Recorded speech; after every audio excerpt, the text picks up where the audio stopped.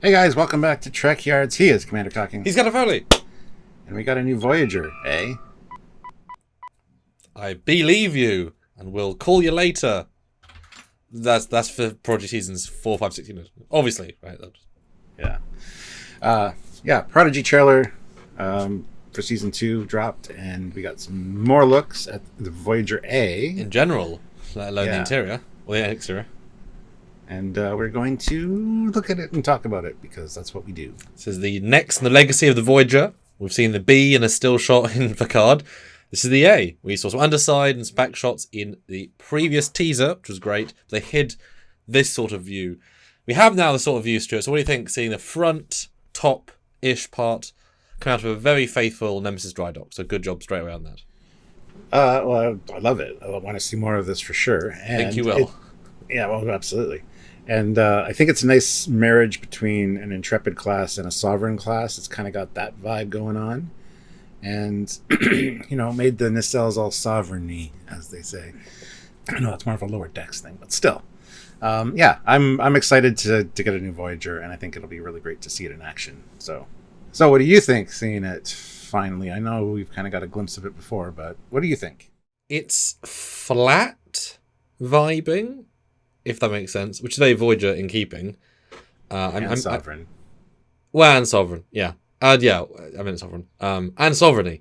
No, it's it's of the chromium styling of the ProStar.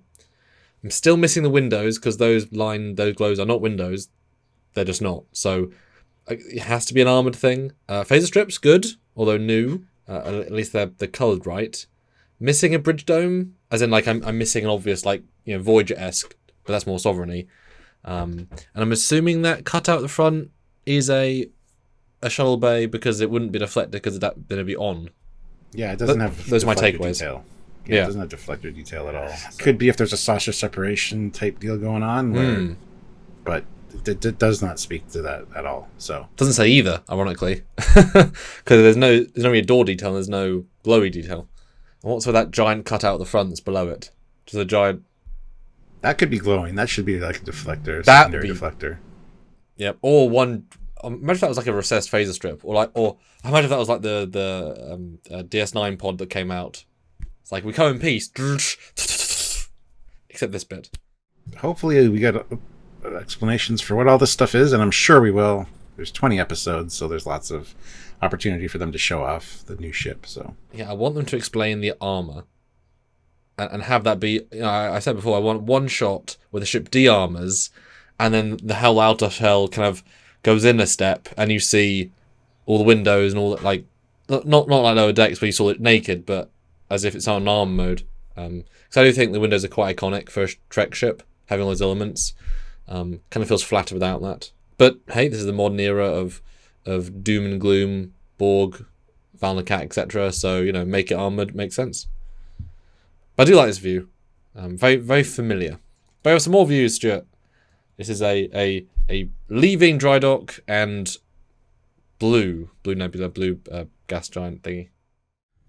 Here it's definitely, again, a lot of Sovereign vibes. That lower dome is very reminiscent of the Sovereign.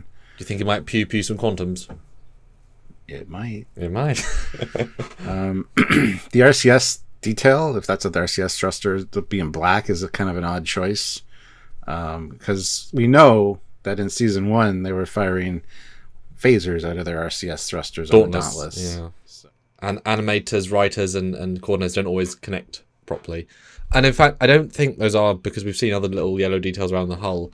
But if you look, it is meant to feel like an impulse. Oh no, it's been cut by the nacelle. Alright, I thought it was a cousin. I'm still confused what those triangle pieces that stick out like cheese blocks are.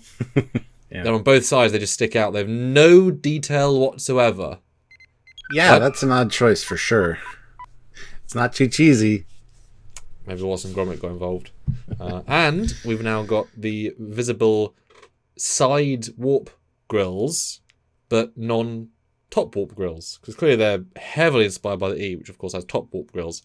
It's interesting they went for they didn't change that detail really, they just made it black. Which then makes the whole thing feel way less colourful. I'd have liked them both lit, to be honest. Blue, top and sides. like we've kind of speculated that this could be the armored mode, so they're protecting those and just having a slight bit showing. And those are the line of sight necessity pieces. Yeah, that's fair. That's fair. And this shot of the nacelle, and this again says Sovereign class. Like it is a merging of the Sovereign and the Intrepid. It feels like so. Although not a lot of Intrepid left. Not really, no. If have we said Intrepid detail once this video? Nope, we haven't. But I mean, hey, maybe it was class that the E was just 10 times more successful than the Intrepid, so the designers thought we'll Sovereign up an Intrepid versus hybrid, because I'm not really seeing a lot of Intrepid bits here. No, not at all. But we have another shot, which is cool. I love a close-up, and yes, Stuart, I see a quantum torpedo launcher right at the bottom. Looks like they're chasing the Matrix things. Yeah, the squids. Matrix Sentinels combined with a Death Eater from Harry Potter with a cloak. The villains of season 2 are clouds, evil floating clouds. It also looks like they're in a transwarp tunnel or something, so it could be some kind of species that exists within transwarp or something. Oh, there's something going on there. That'd be cool. That'd be dark. But I mean, hey, I like this whole close up because it feels like it's a more detailed model. It might also be because the way the light's hitting the hull, all the little details pop in. But yeah, a verbatim quantum launcher. And that front detail, I still don't know if it's meant to be a shuttle bay. It does look like 2 doors, but yeah. Definitely not a deflector though. Although in this view, that front bit that I called out looks almost like it should be a Hoover, and it's trying to suck in the ghouls. Yeah, those are dust bunnies, space dust bunnies. Yep. Cannon.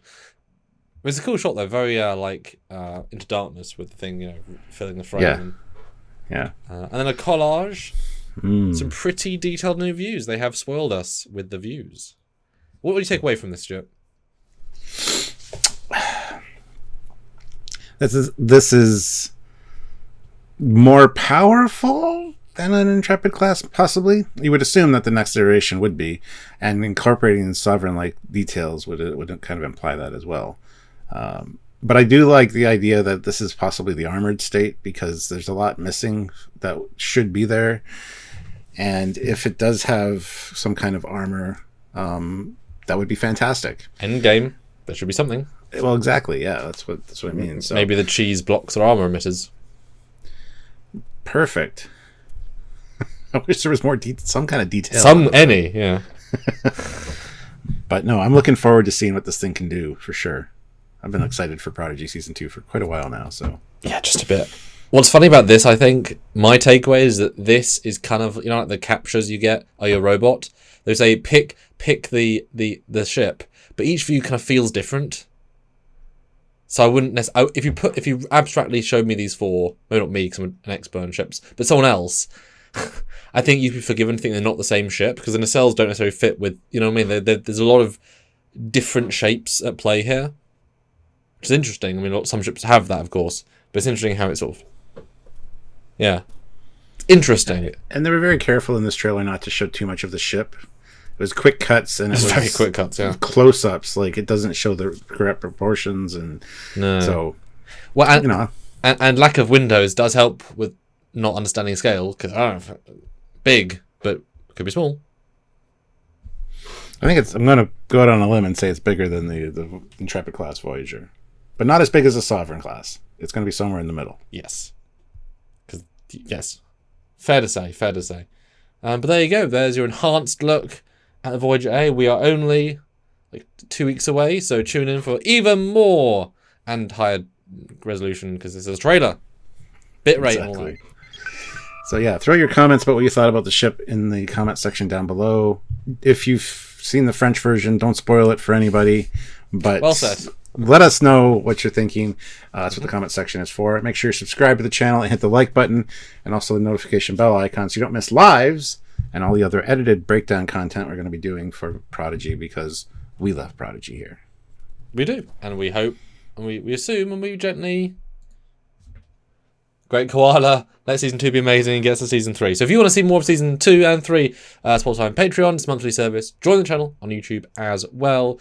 And yeah, super chat that during live, super thanks on any video, and just be here for the next video.